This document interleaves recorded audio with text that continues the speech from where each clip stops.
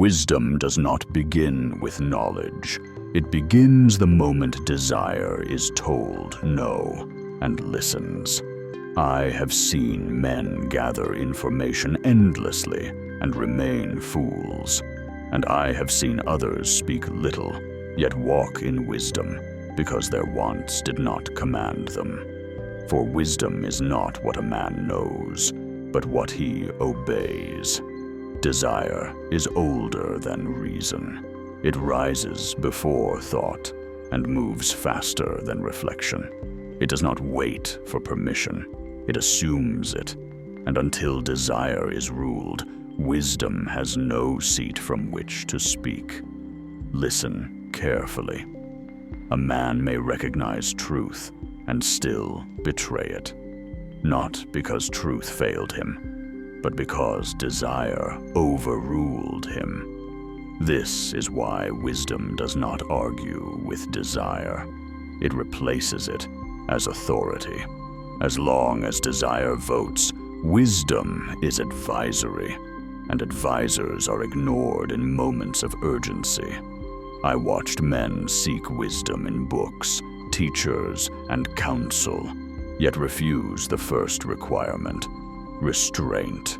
They wanted insight without order, clarity without control. But wisdom does not enter a disordered house. Desire clouds judgment before it corrupts action. It bends perception. It shortens time. It exaggerates urgency. Under desire's rule, the future feels distant and the present feel absolute, and so men trade years for moments and call it choice. Wisdom, however, sees distance. It weighs consequence. It speaks slowly and expects to be followed. This is why wisdom begins only after desire is ruled, because wisdom requires patience, and patience cannot survive under appetite. I have seen desire dress itself as wisdom.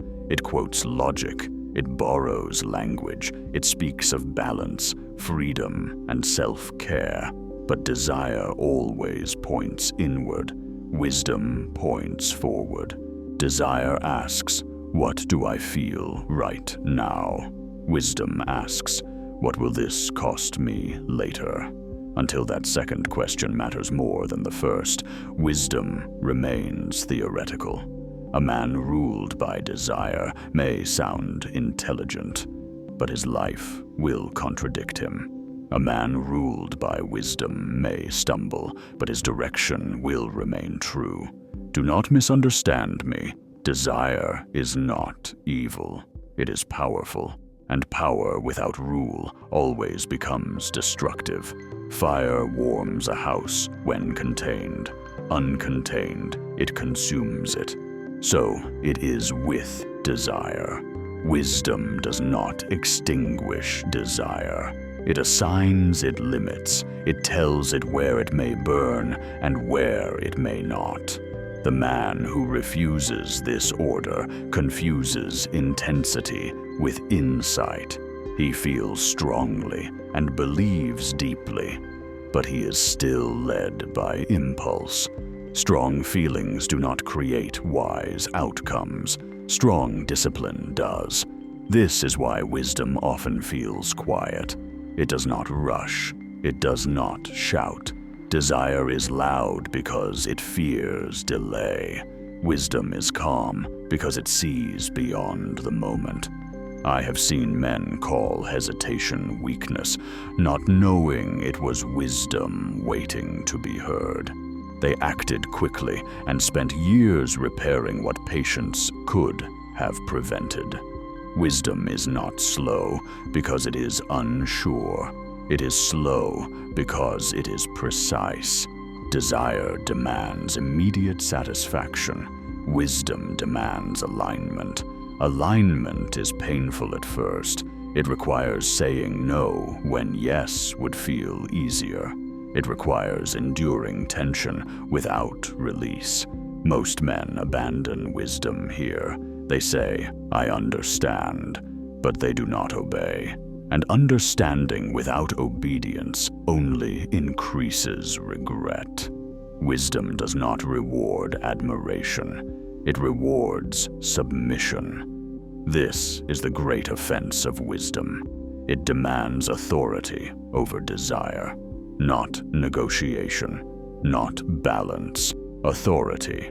A man who tries to balance wisdom and desire will eventually serve desire, because desire demands now and wisdom demands later. The present always wins unless the future is defended. This is why wisdom begins when desire is ruled, not weakened, not reduced. Ruled. Rule requires structure. Structure requires decision. Decision requires identity. A man must know who he is becoming, or desire will decide for him. Desire is opportunistic. It does not care what you value, only what you tolerate. What you tolerate repeatedly becomes what you obey. Wisdom does not tolerate confusion. It clarifies. It clarifies priorities. It clarifies boundaries. It clarifies consequence. But clarity is threatening to desire because clarity removes excuses.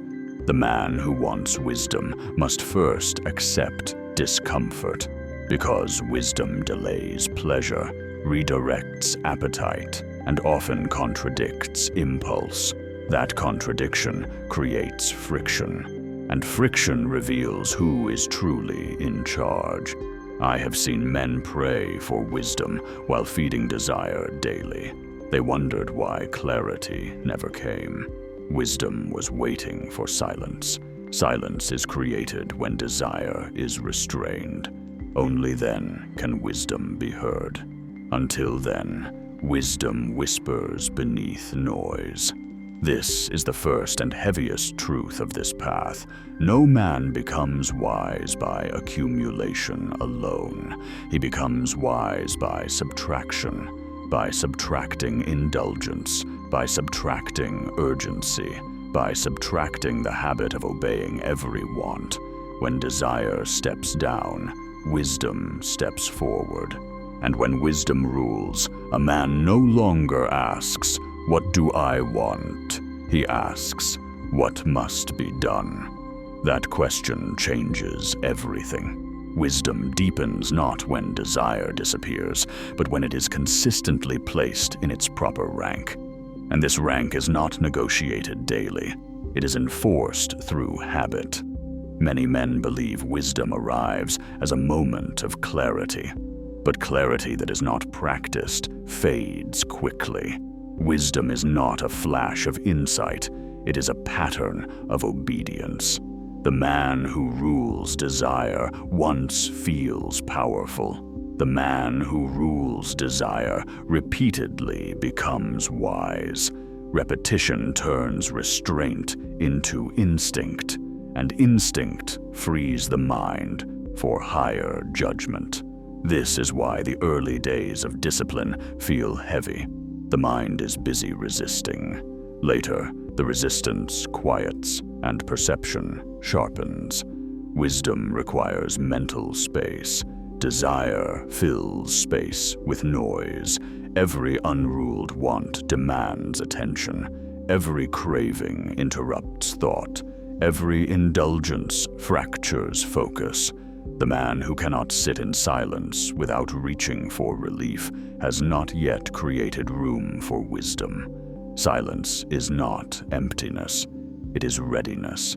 In silence, consequences become audible. Patterns reveal themselves. Truths long ignored rise to the surface. But desire hates silence because silence exposes it. This is why desire seeks constant stimulation, sound, motion, consumption, anything to prevent reflection. Wisdom, however, grows in stillness, not idleness, but stillness with intention. The man who rules desire learns to pause before acting. This pause is not hesitation. It is assessment. Assessment separates impulse from intention. I have seen men destroy years of effort because they refused a pause. They trusted urgency over judgment. They called speed courage and later called damage fate. Wisdom never rushes decisions that shape destiny. Another truth emerges here. Desire shortens perspective. Wisdom extends it. Under desire, a man asks, "How will this make me feel?" Under wisdom, he asks, "What will this make me become?" Becoming is slower than feeling, and because of that, it is often ignored. But everything a man repeatedly chooses, he becomes. Wisdom cares less about isolated acts and more about direction. One indulgence does not ruin a man, but a trajectory does.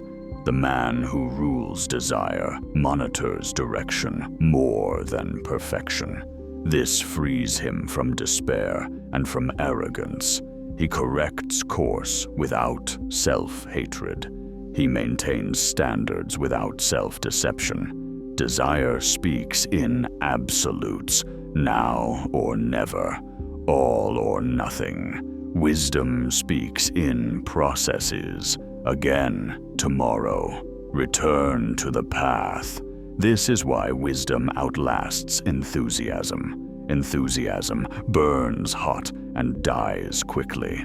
Wisdom burns steadily.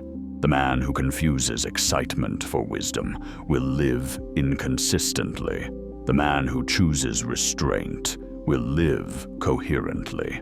Another mark of growing wisdom is delayed speech.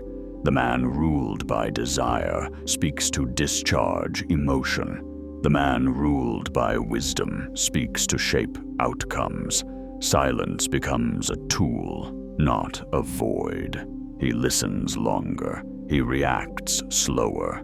He observes patterns others miss, because his inner world is not crowded with unmet wants. Desire demands expression. Wisdom demands comprehension.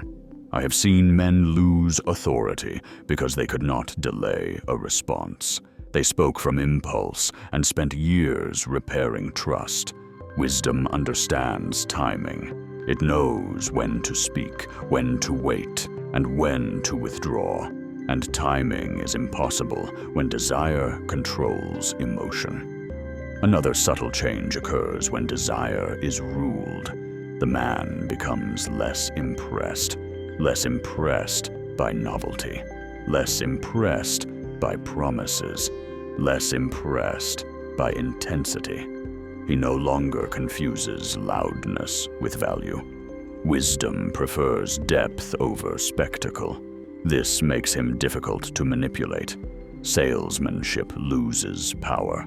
Flattery loses leverage. Because desire is the handle by which men are moved. Remove the handle and manipulation fails. This is why wisdom threatens systems built on appetite. A man who rules desire cannot be easily controlled. He chooses deliberately. He spends intentionally. He commits cautiously. And this caution is not fear. It is respect for consequence. Another truth here. Wisdom matures fastest under responsibility. When a man rules desire, he becomes dependable, and dependability attracts weight. Others rely on him. Decisions pass through him. Outcomes depend on him. Desire seeks escape from weight. Wisdom accepts it. The man who avoids responsibility will never grow wise, because wisdom is forged under pressure. Pressure reveals whether restraint is real or performative, and wisdom is not impressed by performance. It reveals itself in consistency when no one is watching. This is the second movement of wisdom, from restraint to reliability. A reliable man does not live dramatically. He lives predictably, in the best sense. His values do not fluctuate with mood. His commitments do not dissolve under discomfort. This steadiness creates trust, and trust creates influence. Influence earned through restraint is durable. The man ruled by desire may rise quickly, but he collapses under sustained demand.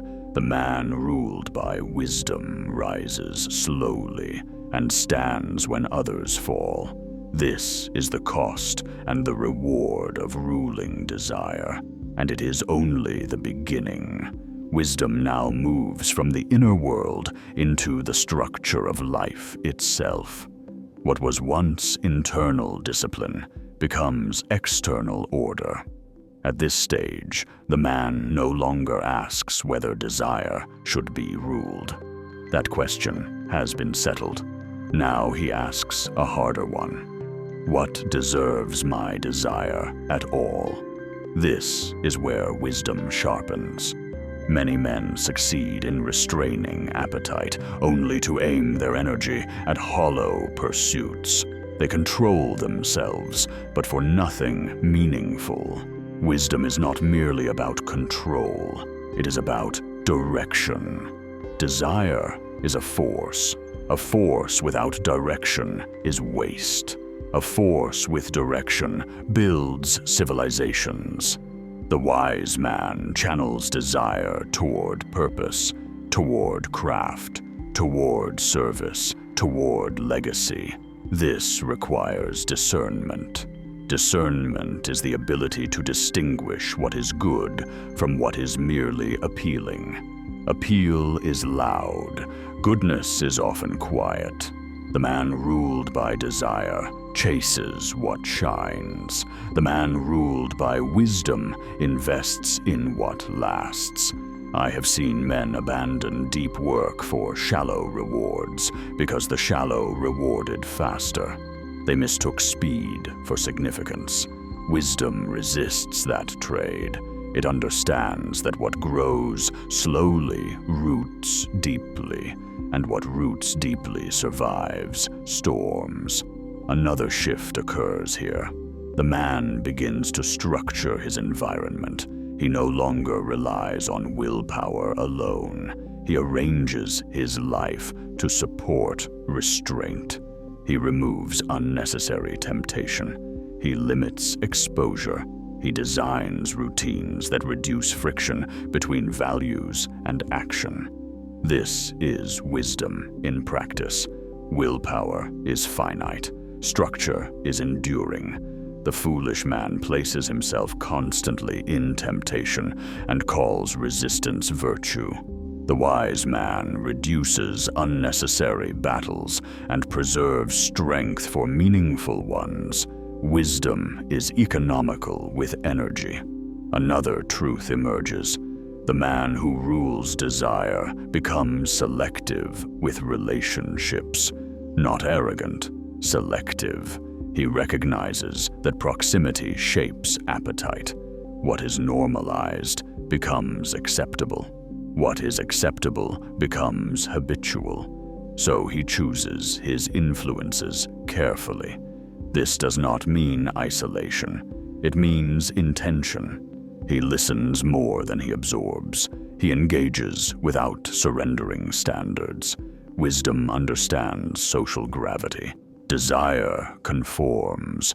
Wisdom calibrates.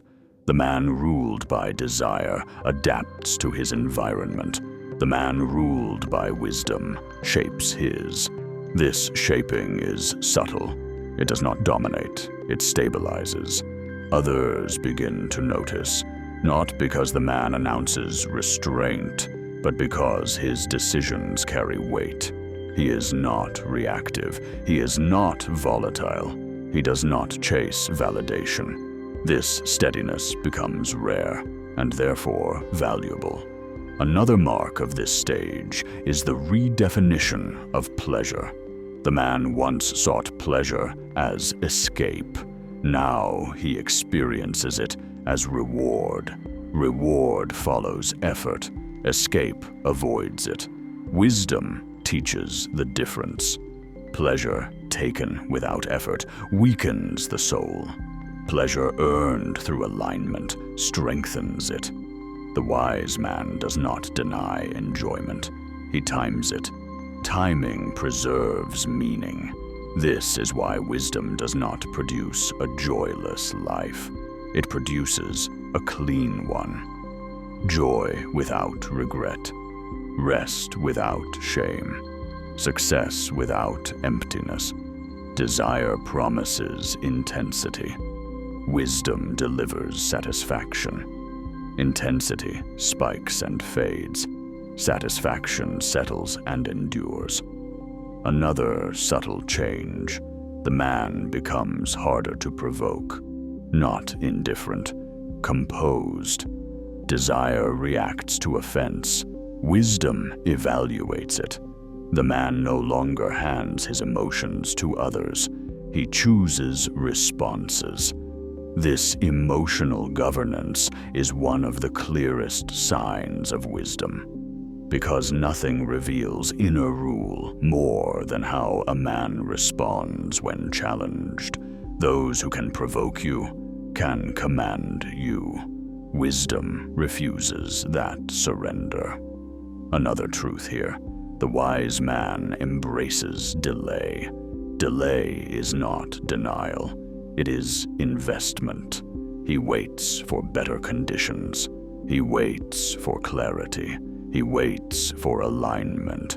Desire cannot wait. Wisdom can. Waiting is strength disguised as stillness. I have seen men ruin partnerships, careers, and reputations because they could not wait one season. Wisdom understands seasons. It knows when to plant, when to prune, when to harvest, and when to rest. Desire wants harvest without planting. Wisdom insists on sequence, and sequence protects outcome. This is the third movement of wisdom, from restraint to reliability to direction. The man now walks with intention, not hurried, not hesitant, aligned. And when desire rises, as it always does, it finds a ruler, a channel, and a purpose. Wisdom is no longer theoretical. It is visible, and it is only deepening. Wisdom now reveals its most difficult demand: consistency over time, not intensity, not moments of brilliance, but the quiet endurance of aligned choices when nothing is applauding you. This is where many who began well begin to fade. Early restraint feels heroic. Later restraint feels repetitive. And repetition exposes whether a man was chasing transformation or identity. Wisdom is proven not when desire is loud, but when life becomes ordinary. Because desire does not only tempt through excess, it tempts through boredom. Boredom is the test few anticipate. When nothing is wrong, nothing urgent, nothing dramatic, desire begins to suggest disruption, just to feel something, just to break the pattern, just to remind yourself you're alive. Many men destroy stability not from hunger, but from restlessness. Wisdom recognizes this danger. It understands that peace is unfamiliar to those raised on intensity, and unfamiliarity can feel like emptiness. So the wise man learns to tolerate calm. He does not confuse quiet with stagnation. He does not sabotage order to recreate excitement. He allows life to be steady. Steadiness builds momentum, and momentum compounds. Another truth surfaces here. Wisdom requires faith in delayed outcomes. The man who rules desire must believe that alignment will eventually produce reward, even when evidence is not immediate. Desire demands proof now. Wisdom accepts proof later. This is why wisdom often looks naive to the impatient. But impatience has never built anything that lasted. The wise man commits to processes whose results he cannot yet see. He invests in character that may not pay off today.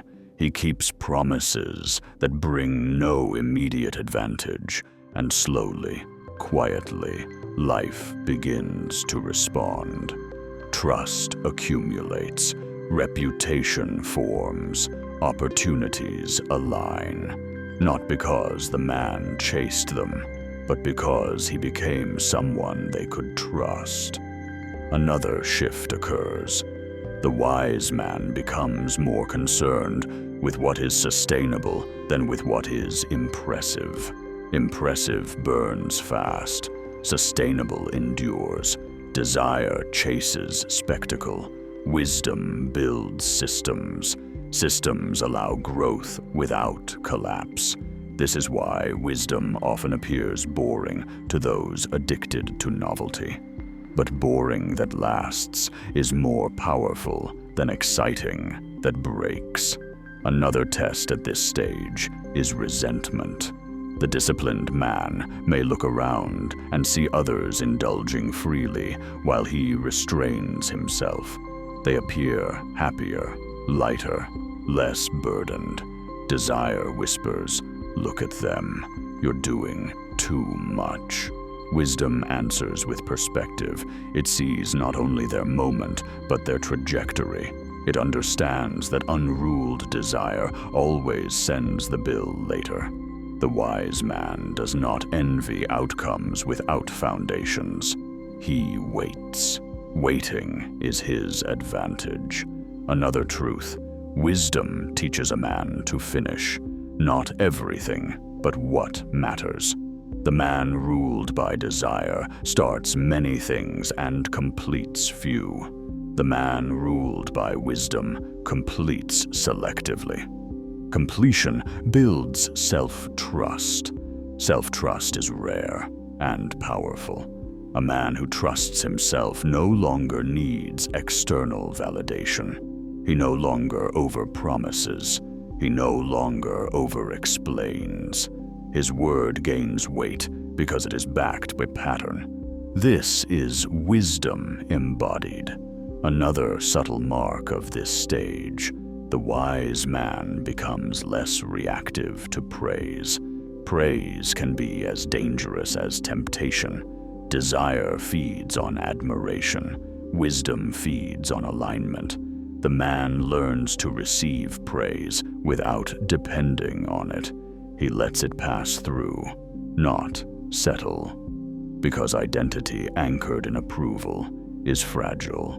Wisdom anchors identity in principle. Another challenge emerges: fatigue. Long obedience can exhaust the spirit if purpose is not renewed. Wisdom anticipates this and builds renewal intentionally. Rest is no longer escape. It is strategy.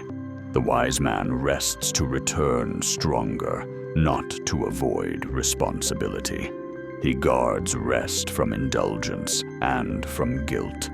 Balanced rest preserves clarity, and clarity preserves wisdom.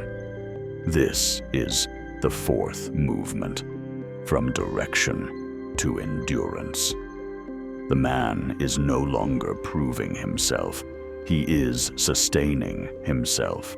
He no longer needs dramatic victories. He values continuity. And continuity is where wisdom becomes legacy. Because the man who can rule desire today and tomorrow and the next day will eventually rule something far greater than appetite. He will rule his life. And that rule, quiet, steady, and unseen, is the highest form of wisdom. Wisdom now reaches its most revealing stage, integration. Not the separation of life into disciplined and undisciplined moments, but the unification of character across every domain. At this point, the man no longer lives two lives. There is no private self ruled by desire and public self ruled by principle. There is only one self, consistent, coherent, and accountable. This is rare. Many men learn to restrain themselves in visible areas while indulging quietly elsewhere. They manage appearance, not authority. Wisdom dismantles this division. It demands wholeness. The wise man understands that fragmentation weakens power. Energy leaks through inconsistency. Confidence erodes where secrecy lives. So he closes the gaps, not by perfection, but by honesty. He no longer negotiates exceptions with himself. He knows exceptions become habits, and habits become identity. This does not make him rigid. It makes him reliable. Another truth emerges here. Wisdom reshapes desire itself.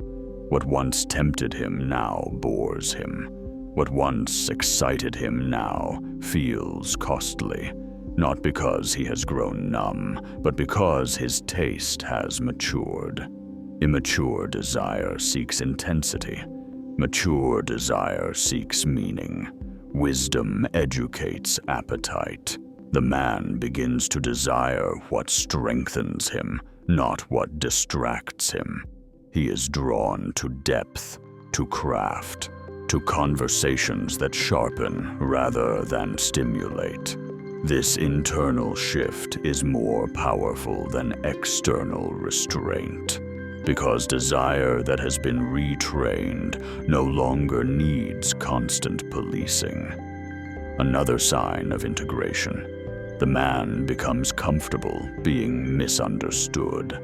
He no longer needs everyone to agree with his choices. He no longer explains himself to justify restraint. Desire seeks approval. Wisdom accepts isolation when necessary. This solitude is not loneliness. It is alignment without audience, and alignment without audience is freedom. Another challenge surfaces here. Grief. Grief for the lives not lived, the indulgences permanently refused, the paths closed forever. Wisdom does not deny this grief. It allows it without reopening doors. The man learns to mourn without regression. This is strength. Because unacknowledged grief becomes resentment, and resentment eventually sabotages discipline. Wisdom names the loss, accepts it, and moves forward. Another truth. Wisdom simplifies. The man no longer complicates decisions. He does not debate endlessly. He knows his values. So choices become clearer. Clarity reduces friction. Reduced friction preserves energy. This is why wise men appear calm under pressure. They are not carrying internal conflict. Desire creates conflict. Wisdom resolves it in advance. Another mark of this stage is stewardship. The man begins to see his time, strength, influence, and attention as entrusted resources, not personal toys. This reframes desire. He no longer asks, "What am I allowed to do?" He asks, "What am I responsible for?" Responsibility matures wisdom. Another danger here is pride. The man may begin to identify with restraint itself. He may feel superior. Wisdom resists this, because pride invites collapse. The wise man remembers that mastery was learned, not innate, that he is disciplined by choice, not by nature. Humility keeps wisdom alive. Another subtle test: comfort. Life begins to stabilize. Systems work. Chaos recedes. Desire now tempts through complacency. Stay here. Don't risk growth. Protect comfort. Wisdom honors rest but resists stagnation. It continues to grow deliberately. Growth keeps desire oriented forward instead of inward. This is the fifth movement of wisdom, from endurance to integration. The man's inner rule now matches his outer life. There is no contradiction, and where there is no contradiction, there is power. Because wisdom is not merely known, it is lived, and lived wisdom reshapes everything it touches. Now wisdom reaches its final form, not as an idea, not as a discipline, but as sovereignty. This is where the journey has been leading all along. Not to control for its own sake, not to restraint as an identity, but to a life governed from the inside, unshaken by appetite, fear, or applause. At this height, wisdom is no longer something a man consults. It is something he inhabits. He does not ask, "So, what is the wise thing to do?" He acts, and wisdom is revealed in the action. This is rare, because most men never move beyond effort. They restrain, resist, and recover, but they never arrive. Arrival is when desire no longer feels like a rival. It feels like a resource. The man understands that desire was never meant to rule or be crushed. It was meant to serve purpose, serve creation, serve responsibility. When desire is ruled, it becomes fuel. Fuel, when contained, moves machines. When spilled, it burns everything. The wise man builds engines. He directs energy into work that matters, into relationships that endure, into commitments that outlast mood. This is where life begins to feel coherent. No more inner civil war, no more exhausting self-negotiation, no more guilt-driven cycles. The man is not perfect, but he is aligned. Alignment is peace with teeth. It is calm that can withstand pressure, order that does not collapse under stress. This man is no longer impressed by extremes. He does not envy indulgence. He does not fear restraint. He sees clearly what others only feel. Another truth emerges here, one few speak about. Wisdom carries weight, not heaviness, but gravity. People trust a man like this instinctively, not because he demands it, but because his life is predictable in the best sense. His yes means yes. His no means no. His presence stabilizes. This makes him dangerous to chaos. Chaos depends on reaction, on impulse, on confusion. The wise man does not react. He responds, and response dismantles chaos. This is why wisdom often attracts resistance. Those ruled by desire feel exposed by those who are not judged, but revealed. The wise man must learn to carry this tension without resentment. He does not shrink to make others comfortable, nor does he harden. He remains steady.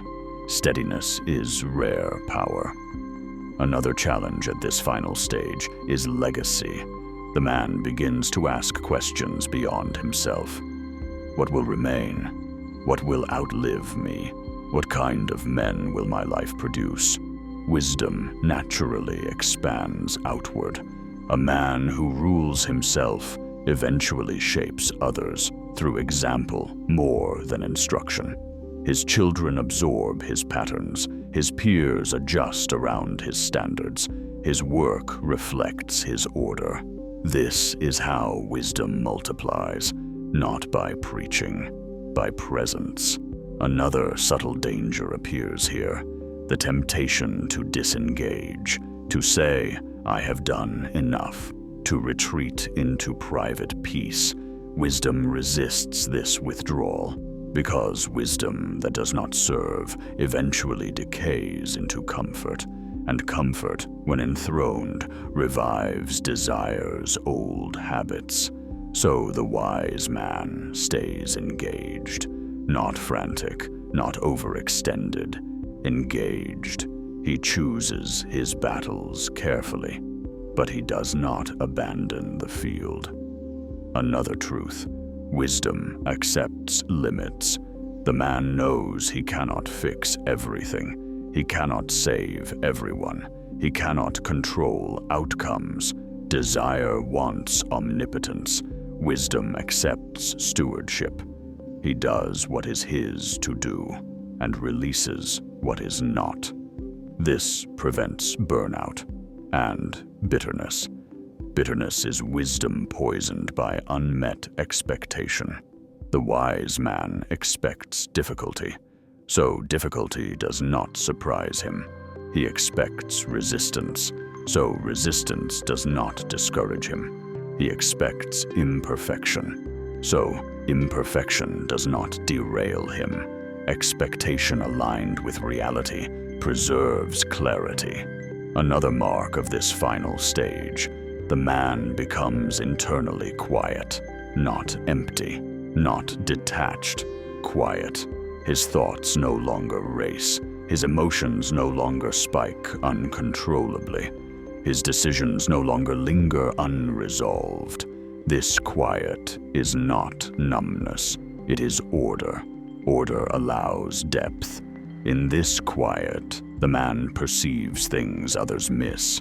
Motives beneath words, trajectories beneath actions, consequences beneath choices. This perception is wisdom refined. And now we arrive at the final truth, the one that reframes the entire journey.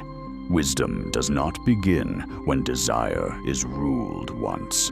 It begins when desire is ruled daily, without resentment, without pride, without exhaustion.